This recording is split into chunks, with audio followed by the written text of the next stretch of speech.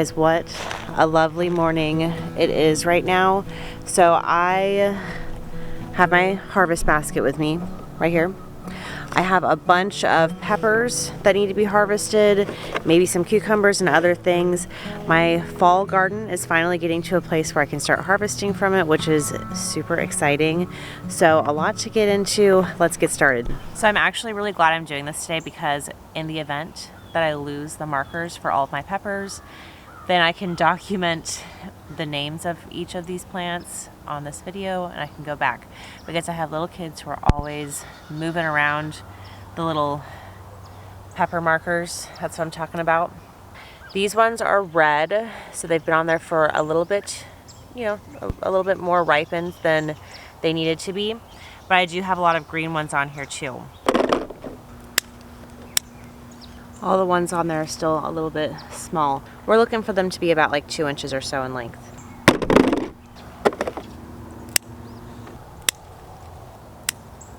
I have my serrano peppers, which if you've never grown serrano peppers, you're interested in growing serrano peppers, just know they're very prolific pepper plant. You're gonna have so many serrano peppers.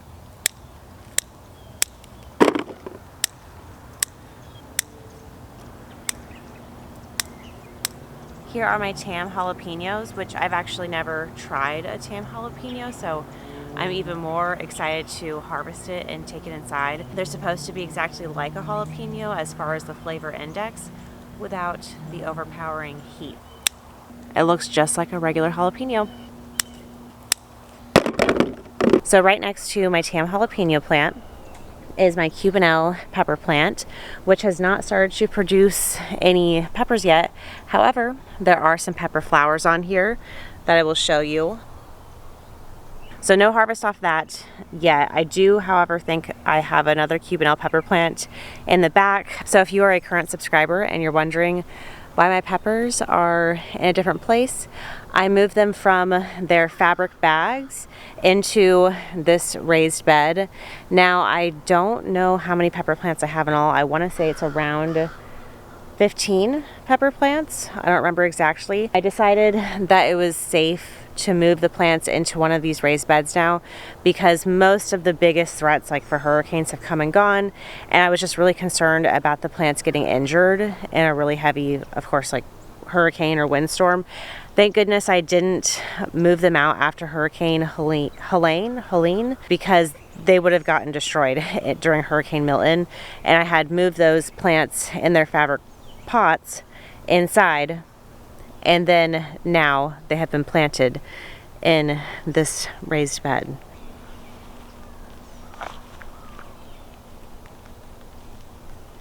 Next to my Cubanelle pepper plant is one of my banana pepper plants. Now I believe I have just two banana pepper plants in all, which is enough banana peppers for my house.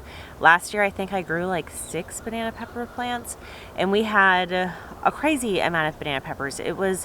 I felt really fortunate, but at the same time I was like, this is a lot of banana peppers. So that's why this year I really wanted to make sure I diversified everything and added a lot more different varieties, because it was pretty much just banana pepper crazy. You're gonna get just buckets of these. Oh, this one smells spicy. I just realized I actually have a third banana pepper plant back there. So we're gonna be doing so good when it comes to banana peppers. I feel like some of my best pepper plants are when I start the seeds around like August through September time, and then come October, November is when I get a really solid harvest. I'm in zone 9 in Florida, so if you are up north with big question marks like how is she harvesting things like this right now, or gearing up for a future harvest, that's why our seasons are much longer, and this really is like our second spring right now.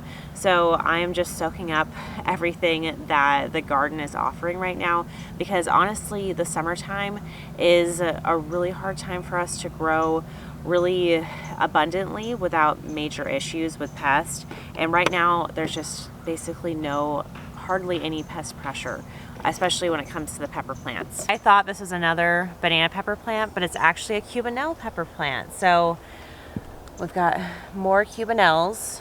I think it looks an awful lot like a banana pepper, but I'm gonna keep these on here because they seem pretty small, the cubanelles, and I'm gonna let these get a little bit bigger, but I'll give you guys a close-up and let you see what they look like right now.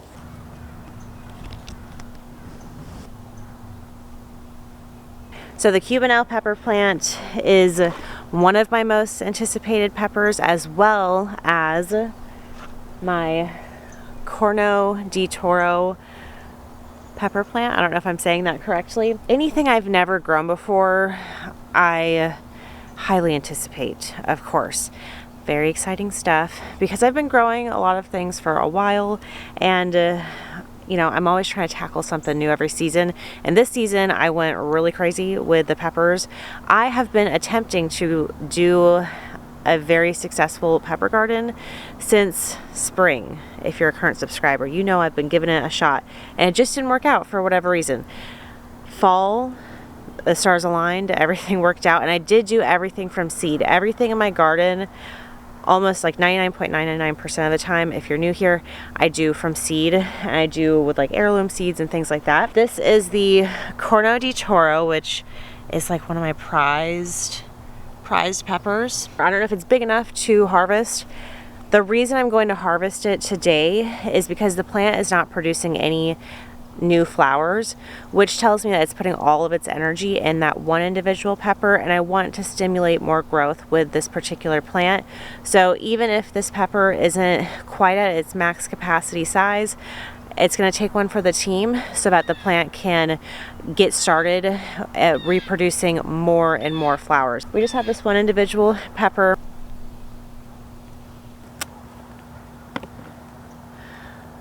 I think this is a pretty mature, I would assume a pretty mature size for this pepper. I mean, how much bigger could they possibly get? It's like the size of my hand. So this would make a really good stuffing pepper. I have another serrano pepper plant right here, which only has like about one, it's got about 2 mature serranos on it. Right here I have more of the tam jalapenos. Start harvesting some of them because they're starting to get that striped like texture. So I can't assume, or I can't imagine that they're going to get much bigger, but so far this has been a great pepper harvest. I still have more peppers in another bed to show you guys.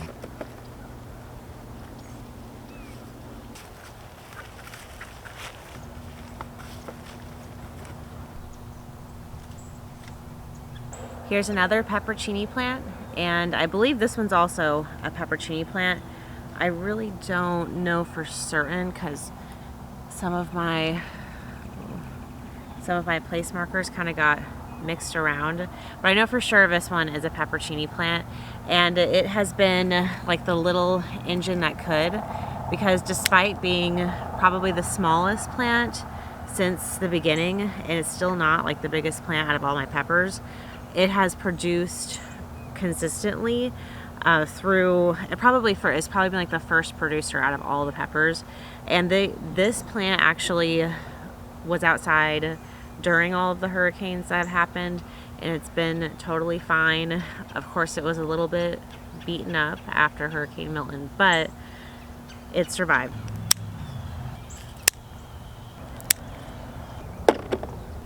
You guys, look at all of these lovely, gorgeous peppers. Each one of these plants only started from one seed, and now I'm getting, well, my first half bucket of peppers. It will turn into buckets of peppers over the course of the whole season, but it still blows my mind what one little seed, a little bit of soil, and some water can do if you just have a little bit of patience, because peppers do require patience, I will say. But I'm super excited. Let's get over to the cucumbers and get some of those harvested.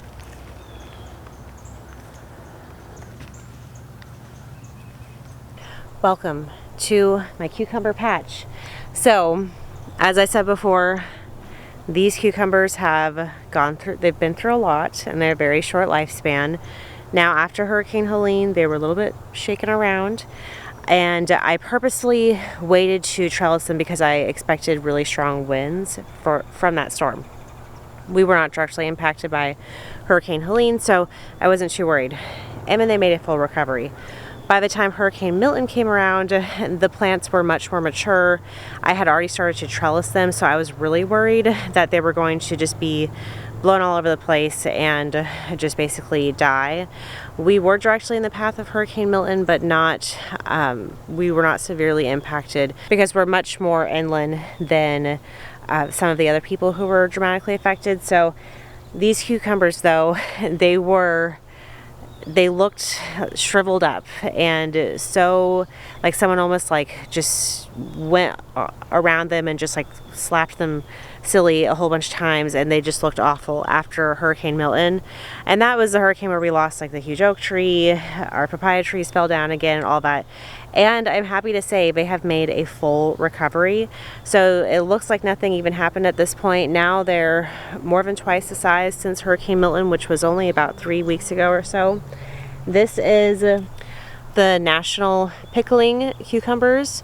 Now these ones, oh, here, look, it's our first one.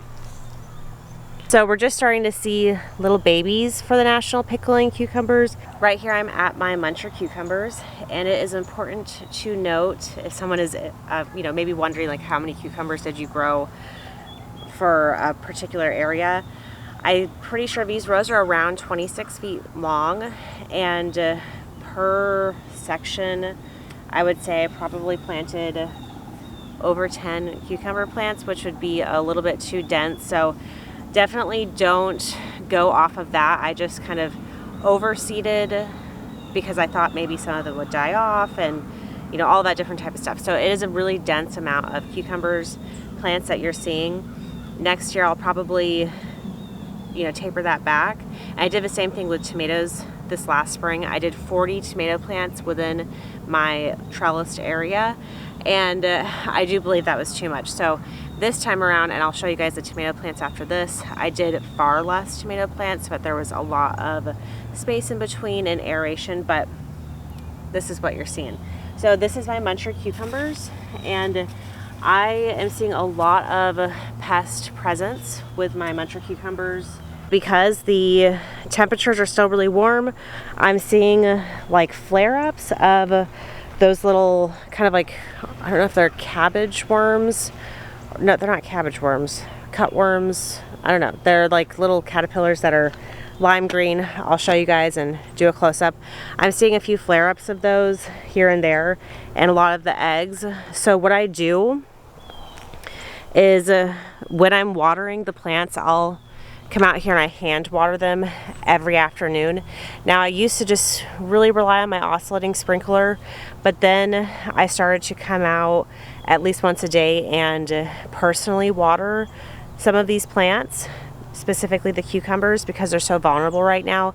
And it gave me an opportunity to stay on top of seeing what plants were being affected by the pest.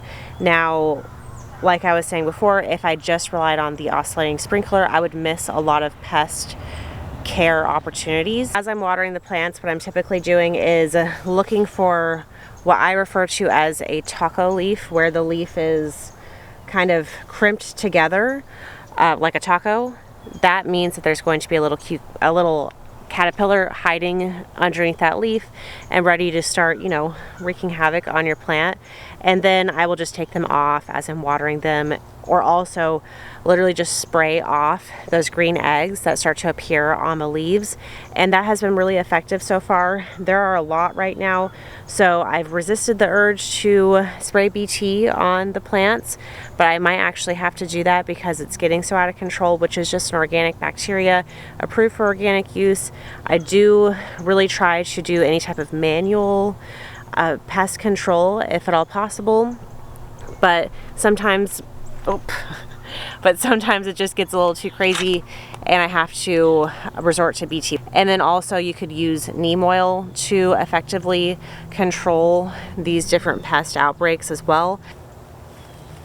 Always searching under here. Found one.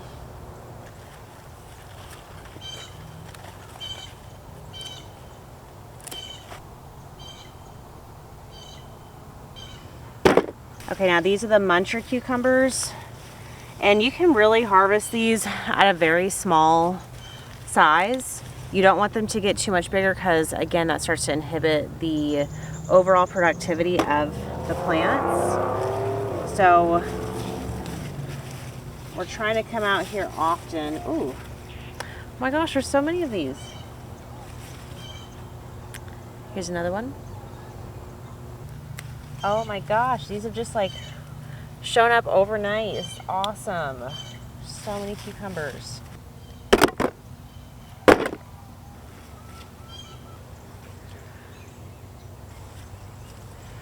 Okay.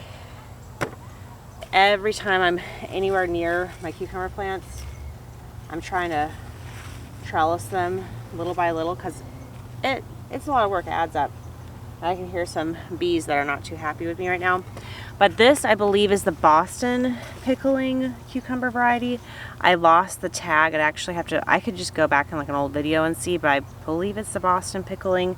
Now, interestingly enough, the Boston pickling looks relatively unscathed from pest. The muncher cucumber is getting the brunt of the pest issues, and then the national pickling is just kind of like also like the Boston pickling. So if I feel like the muncher cucumbers are a little bit more susceptible, they're a little bit more sensitive just as far as like what I'm seeing right here and compared to the others. All of the cucumbers have just started to grow to maturity. Ah, ooh, there's a bee. I'm trying to let the bee do its thing. We have two perfect cucumbers to harvest. The flesh on these particular cucumbers are a lot firmer than I would say the muncher cucumber. So it's a little bit more of a chew when you're biting into it, but that probably is why it would be better for pickling, because it just would be more durable for the whole overall pickling process. So I'm really happy I grew these because I want to make some pickles. We have another one.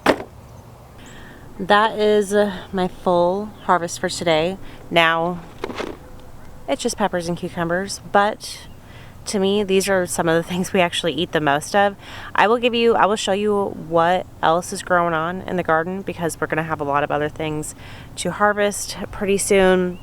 I've also started to sow more seeds and things, so I'll give you guys an update on some of the things that I had sown together with you guys too.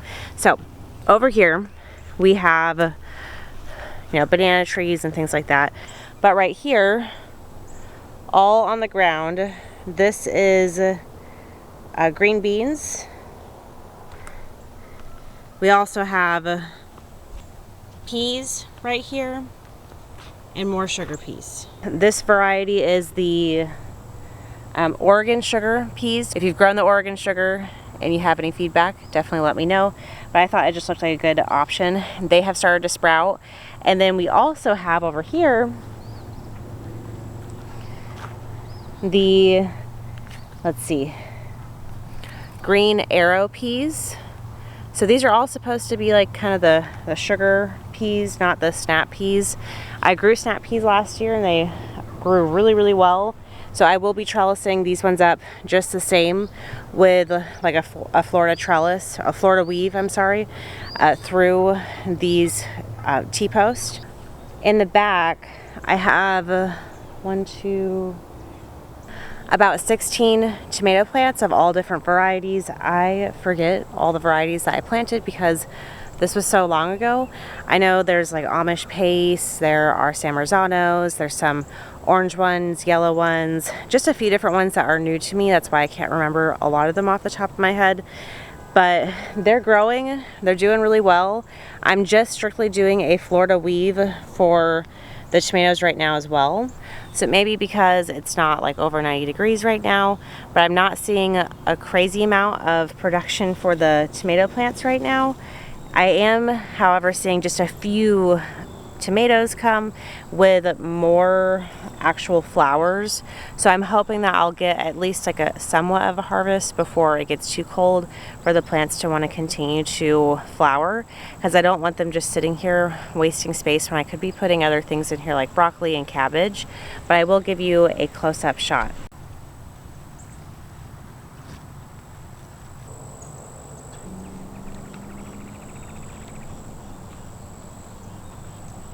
So the tomato plants are doing okay for now. I mean, I would like to see more production, but I feel like they're just now kind of starting to get to a point where they're going to start producing more and more fruits.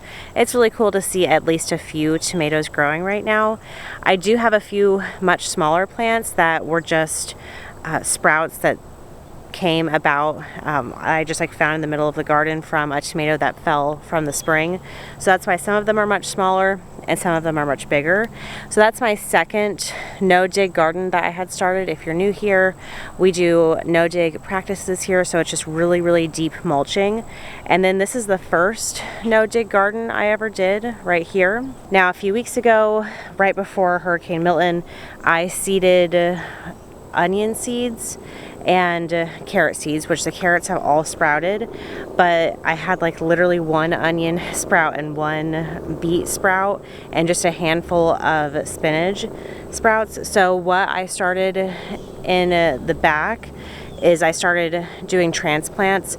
I have I'm doing a different method, and I'll do like a shot of that, but I'm doing my seed starting trays and I'm covering them in plastic because I saw a video of this man who did all these tests on sprouting onions, and he had the highest germination when he put his little like seed starting tray in like a Ziploc bag. That way it created a greenhouse effect. My germination rate was extremely poor with just doing direct seeding here, and that's why there's really not that much to show you, except the carrots have germinated okay. So that's really the only thing to show you guys here. I'm basically starting anew when it comes to the beets and when it comes to the onions, trying some different methods. Also, if you're a current subscriber, you may remember that I was trying to grow sugar pie pumpkins on this double cattle panel arch. Now they just succumbed to pest pressure.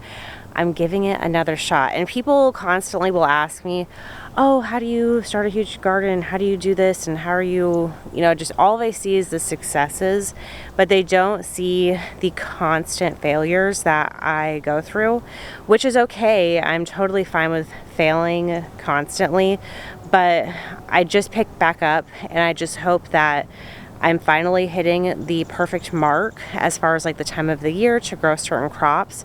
Now, I'm attempting to grow sugar pie pumpkins again. I do have some sprouts down there that I will close up, and they're all going to be just directly in the ground over this cattle panel tunnel.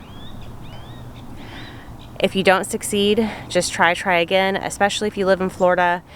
I now know that my peppers are going to thrive the most in around September, October, and I'm hoping that sowing seeds in the late October time for some of my winter squash will give me a better opportunity for winter squash success, because I did have plants growing, they just couldn't withstand the pest pressure. And I also had right back there a very, very beautiful and robust and healthy candy roaster squash plant that after Hurricane Milton, literally all of the leaves blew off of it. Like all of the leaves blew off of it. I mean, this plant was the most beautiful and healthy looking winter squash I've ever grown. In Florida, for me, that is definitely one of the things I struggle with, is growing winter squash and just knowing the timing. So I have started all new seeds for winter squash. I've started whatever I had left of, which is I had more sugar pie pumpkin seeds.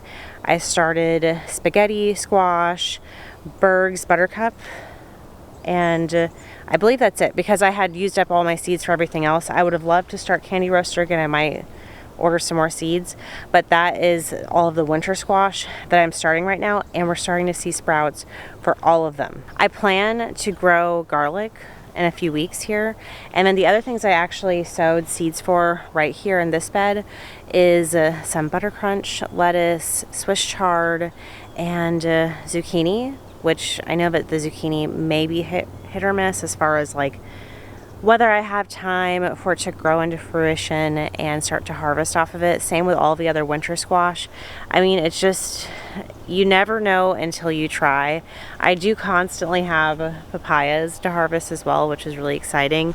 But what I'm thinking is going every single like fall and winter, I start to think about like the vision for spring and the next, coming garden year. And I'm thinking that because I love these banana trees so much and the papaya trees, and they don't stress me out, they just bring me so much joy, possibly getting rid of all of these raised garden beds that were made out of wood pallets, possibly getting rid of them, and then because they're just falling apart and they don't really look very appealing. They're a lot of work, and it's just not something that is really exciting for me. So I'm thinking maybe get rid of them and either put some type of berry bushes like raspberry, blackberry, or more banana trees, because these trees are starting to create so many banana pups, which is like a little banana tree that starts to sprout off from the side of the banana tree. And maybe do more bananas back here, because the lighting, the sun isn't as full of sun back here, so it's not a major loss to have it full of different trees and berry bushes. And I'm trying to instead expand more of my in-ground garden beds at the very front that gets extremely full sun for my seasonal crops like tomatoes and anything like that. And then the more permanent stuff back in this area. I'm just trying to manage the overwhelm, because I have a vision for the overall goal of the garden, but I also don't want to majorly overwhelm myself.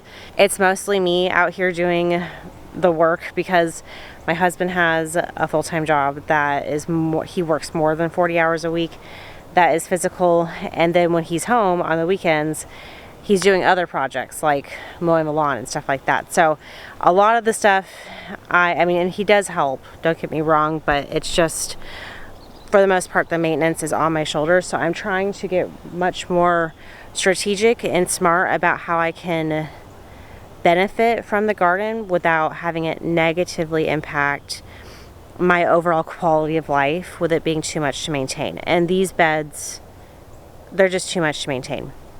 So I'm going to make some big changes coming up in the next few months. I'm just tired of constantly pulling grass out of beds and then just having it totally refill up a second later, like a day later, just full of grass. So the beds that are constantly filling up with grass, I'm just basically done with them. And I find that the in-ground no-dig gardens that I have created are much more easier to maintain when it comes to the grass and the weeds with just the deep mulching. And for some reason, the garden beds are really hard to maintain. So those are just some of the changes I hope to make positively, is just kind of rethink maybe more long-term plants in the areas that are more susceptible to grass. But this was a fantastic first fall harvest. Thank you guys for hanging out with me today, and until next time, bye.